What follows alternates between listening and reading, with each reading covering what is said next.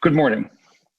I'm pleased to speak with you today about legal developments in the ongoing but certain to be unsuccessful attempt by Donald Trump and his allies to raise questions about the November election and to seek to overturn the results in his favor.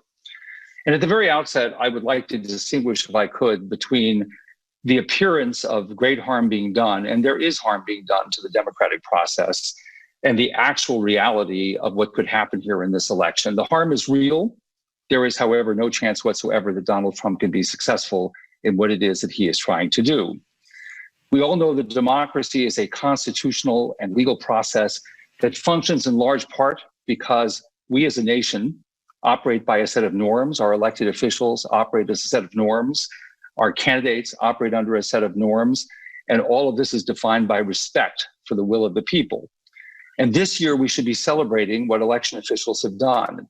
In extraordinarily difficult circumstances in the middle of a pandemic, these election officials, assisted by thousands and thousands of volunteers who step forward to help, have created an opportunity for people to be heard in safe polling places, in mail programs put up rapidly to meet an enormous demand.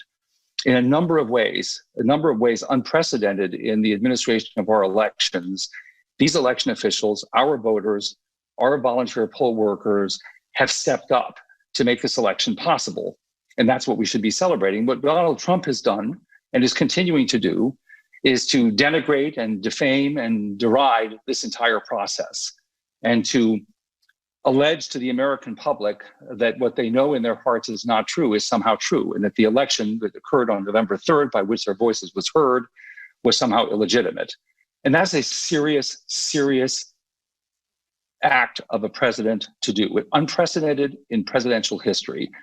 But rather than rely on my own wording, I just want to read, just to start with, before I turn to the hopeless legal position that Donald Trump is in, I want to read to you what Mitt Romney last night after 10 p.m.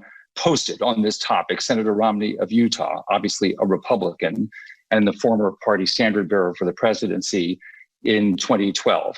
He wrote, having failed to make even a plausible case of widespread fraud or conspiracy before any court of law, the president has now resorted to overt pressure on state and local officials to subvert the will of the people and overturn the election. It is difficult to imagine a worse, more undemocratic action by a sitting American president. And that is in fact true. It's hard to imagine anything worse. So it feels bad, it looks bad, and it's very, very damaging. But while the president and his allies are ripping at the fabric of the democracy in any way they can, the fabric is not tearing, it's holding firm.